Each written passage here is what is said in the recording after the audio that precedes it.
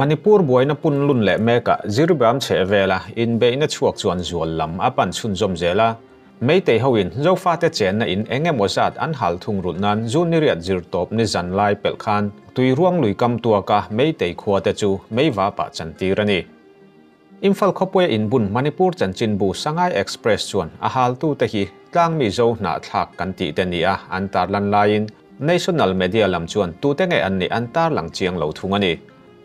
Meiteiho chen na in somsari pahni halani baka police outpost pathum hal ni in thren khatin antar langa abo ruak ala tang vet le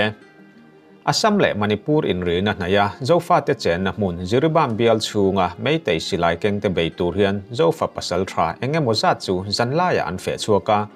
mi thren khatin barak tia kan riat tui ruang lui kam che vela Meitei khua te chu an bitum tur te ni in Khomwal aya lui be chana in kalpo a ol samzo ka wangin longleng pali in an fe chuang ni in alang zanlai pel dar som pahni le achan bevela tui ruang kama om chota bekra a police outpost chu akang ta hlu maya ahnu de uzing dar ni le achan bevela lamtai khuno le modupura police outpost te po akang zui vele ta ni nan soi jing vatriana tui ruang kam naya Meitei khua te chuan beyan tok le ta Hmiah chu an chai kol masak Zofa Pasalthaten te hlawa ami puinol puin an khu an lo rau san man to baka arambai tengol le an thurual pui Meitei ral thuam kengchi te thlenga an tlan chiat na satawangin in be na lian tham a thleng lova mun thren khata ero an khorau san tak lo thli thlai tura an da tlangwal pali panga velin loka ve bong ma se tlan chepa a silai met puak an ni awangin poya khoi tham lova an khoron pantu te machon ngam lova aranga an big bo zui ta ka wangin in ka ton na lian tham lutuk a thleng ta lovani hetiang hi thilom dan ani ta ka chuan Meitei rau san kho ranga in te trek den nge electric current kal sual wang ti hrial lovin akang zui ta a Meitei kho rang pali a in somsari pahni lai chu luatlak lovin akang ralta ani butang khal le harinagara in khat ve kangin modupura in khat akanga lamtai khunowa in somruk panga zet akang thungani in beina te naw le kho rang halani awang hian Meitei pasari chu an bo ni a soyani a Hmiah chu anu loka anjinga paruk hi an omna hriat zui ni in mi pakhatero achin hriat alani lovani Jiribam le ache vel bo ruak atran em awangin Hmiah Assam rifle te chuan mi zani somthum pakwa chu mun him lama an lo suan chuak to a refugee kema an ommek Meitei lam soidanin police station halani nu jingdar livela tangin Zofa Pasalthaten te hian lamtai khuno le Meitei khua te chu hualin an beya khoveng him tura an da te le Manipur police ten an lo kap let Assam rifle an thlen nuwa khobei tu te hi in sasangin silai ri a re zui ta ani NDTV chuan police outpost pathum halani thu an tarlan lain Imfala in bun Meitei chanchin bu Sangai Express chuan police outpost pahni le forest beat office pakhat halani jok thu antar lang ve thunga adik jok ngei ni in alang bokani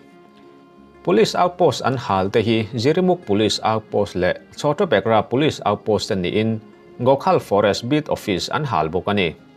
tuntruma in be in chuak hian a ore hle a zirtop ni zan dar som le achan ve la tangin chum lo chat loin in rin ni jing dariat vel thleng an in be ani henglai che vela an chipui te hum him tur hian Meitei lam chuan an helpol UNLF baka Manipur police commando le arambai tengol engem ozat an tir lut mek ni a hriat ani a Manipur le national media te chuan Manipur commando somsari panga chu kangla atangin Jiribam-ah thlo theina in da lu an niti antar langa a thlok chuak tur video po mu tur om nge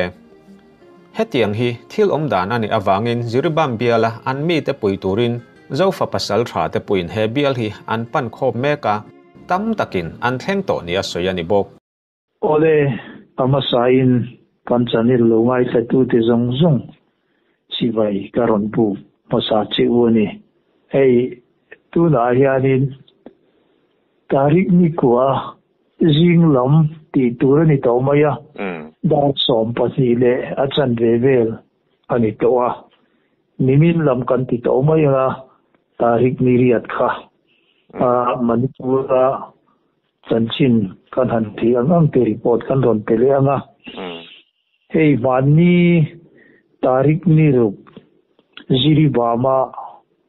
Meitei pa Soibam Sarat Kumar Singh kum somnga pokumi kami thina chungchanga kan Meiteiho win ke wani Zofa tenin pu awangin boina an chok chuaka kan ria ni min lama khanin rani veng kan ti Jiribam-ah khan khata khan kan unau Zofa te po thau thongin an tlan khoma khata khan Meiteiho te po ron kalin ron te yan tuma sipai ho nen khati khananin machona anuwa kan unau volunteer tenen po anin kapa tikhanin volunteer te poin tukin miriat jing lama khanin Meiteiho khuwa munrang khangami Jiribam khuwa te po ni se munrang khanga khanin an hal sakan inteka lamtai khuno buthang khal mol khang le tui sualin an tia khang laya Meitei inan mu zong kha an hal fai sak rika khatiang khanin Meiteiho ka chu khatian wa hal lai khan an lo to lowa an in kan local san fai vikani khang kha ani wangin an in zong kha an hal sakatin hey police outpost le forest ho an check gate angat omna tur sak zong te po kha luale thei to lo turin an ti chiat sak veka an hal sak veka ni ti te kan lo hria a khang te kha jing lama chanchin kan han hria thei dan te ania amaro chu he a chhun lama ero chon zoin Meiteiho khang mun vela Meitei khosa ho khanin Manipur lama te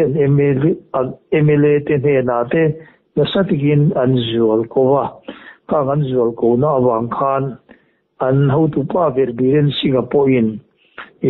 angai tha thei mai lo niang Manipur district munrang rang Meitei te district timaila Bishenpur Thoubal Kakching Imphal East Imphal West kang district panga atang khanin police commando mi somsari le panga te kha helicopterin Jiribam lama aron da voi thum lai an thok ti te kha kan lo he theya khatiang kha ania tin leilama bairo da po nimin pia sa da tanga ronkal kha an ni toa police ho kha ronkalin case par bulletproof motor te po an ron keng tela tin voin lama kan social media kan lo muda na chuanin army te police te le UNLF ho kha ho po kha motor tam tham takin Jiribam lama an ron ti kha kan muwa hey tun tuma kan thil mu hi kan musul nge social media kan lo muda na kha chuan khami convoy anga ron kalte jinga kan police commando te UNLF te le Assam Rifle nge niang army motor kan puboka khatiang khanin ram noi mi nen police nen ram khat sipai te khang te nen khan an ron kal sang theitavik maya amak angret khop maya hey sakei nen bong nen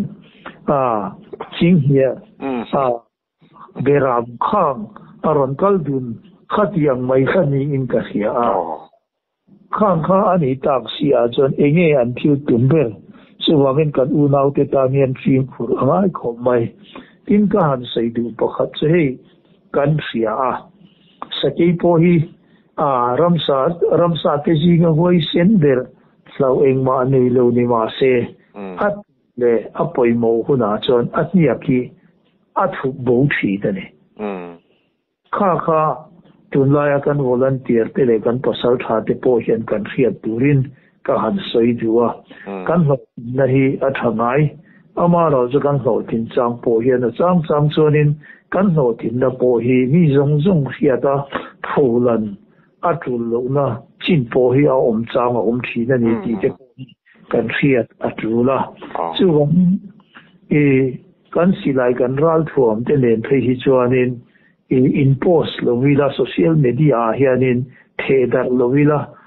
kantan athazo pangti kha ka han soi du bogani ichoni voin lama khanin ai tik kan ti mai tuna Kherjol district a ho tu te an nia heng ho hianin press release ron siamin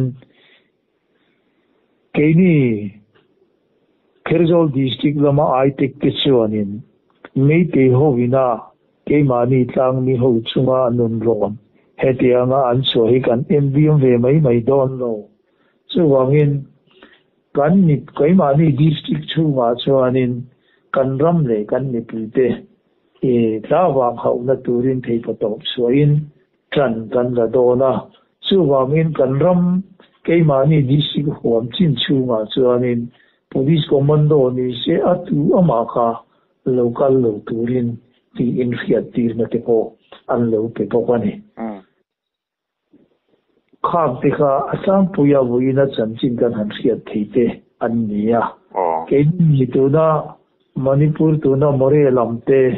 ani lo le Surasan purti thapai lamka lamate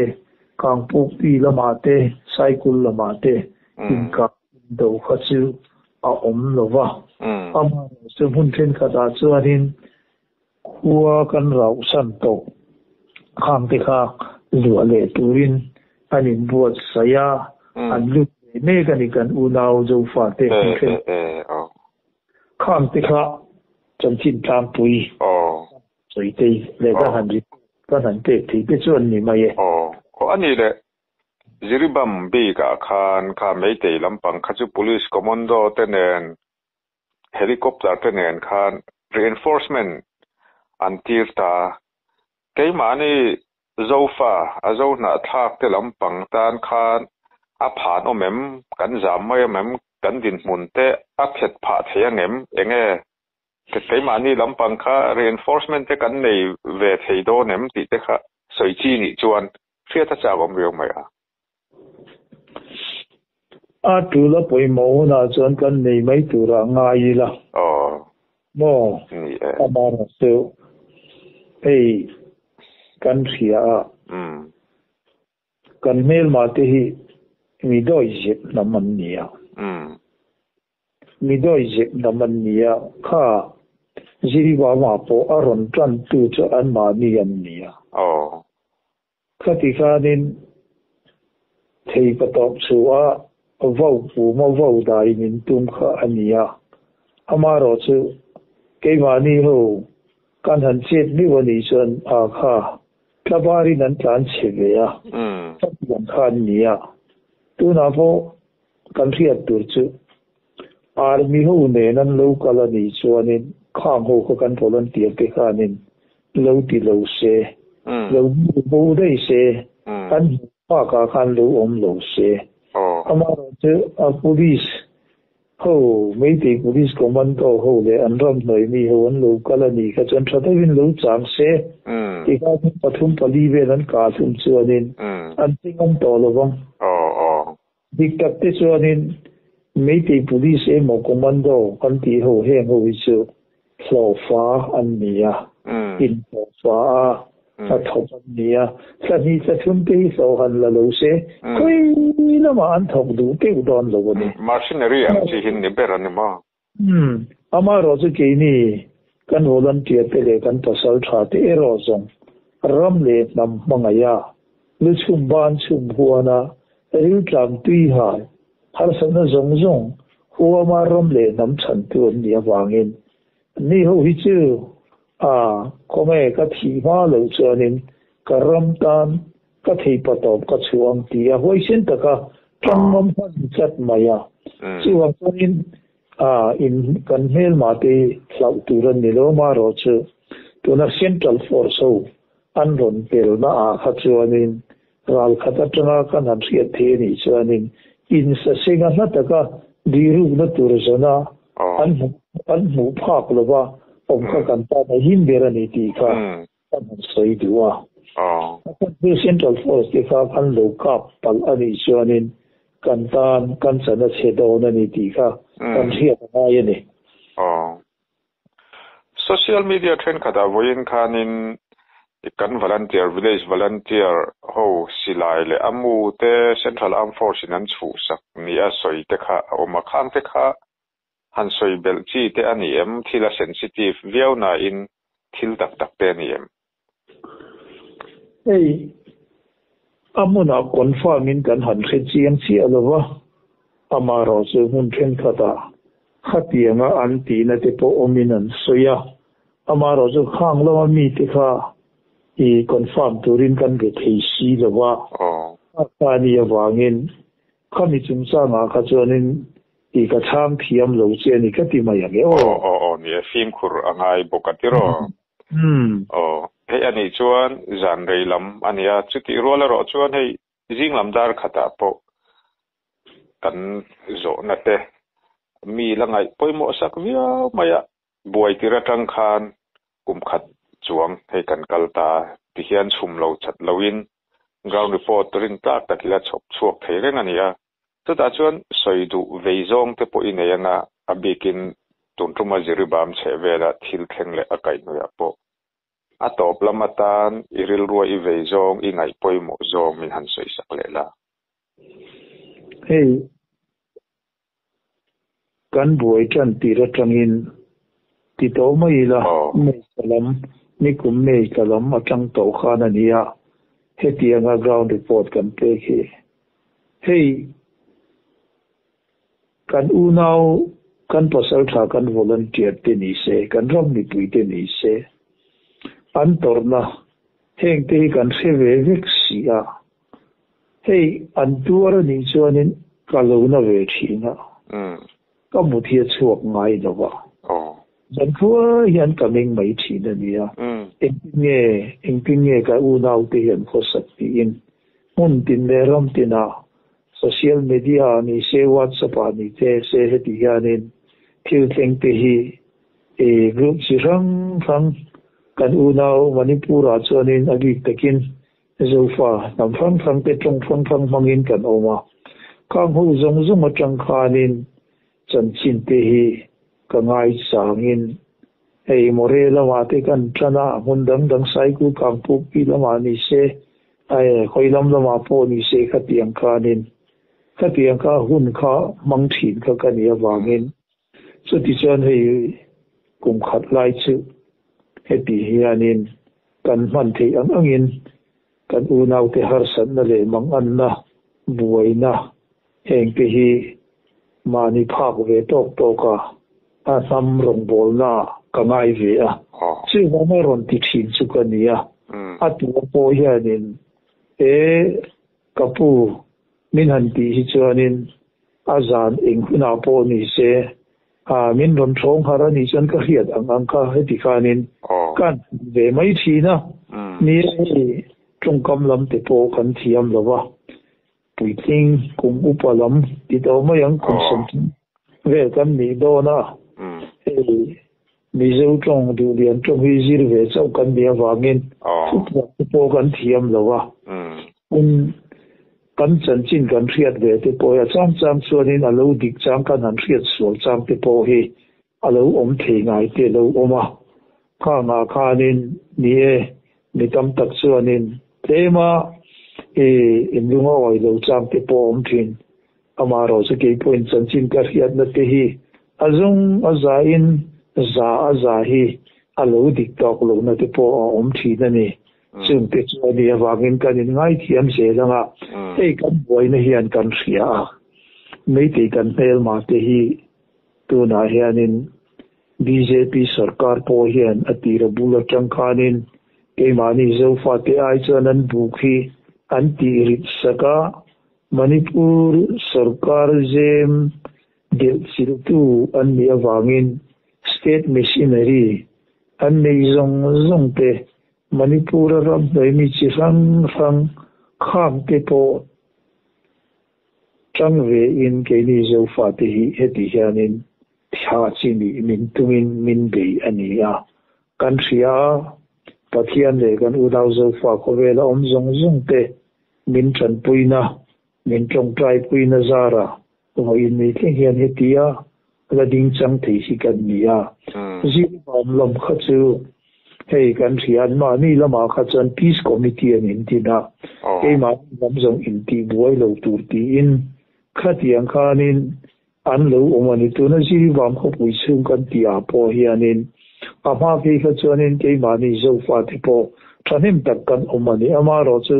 boya ronin tana tangkhanin mi in lua khosa ho dor ka ye mo ani lo ve thil dang dang puan thuye mo thil dang dang tia ho zong kha helaya ve hi kan ta na him lo ti in an mani ho kha an mani veng le kholoman kirve ka ma ro chu umrei takatama lo khosa Jiribam-ah in le lo din ve to te kham te ta ka ban chosan mai kha ahar sata wagin tunting ala ompo engemoniza khat omane tamlu tup chan ni to lova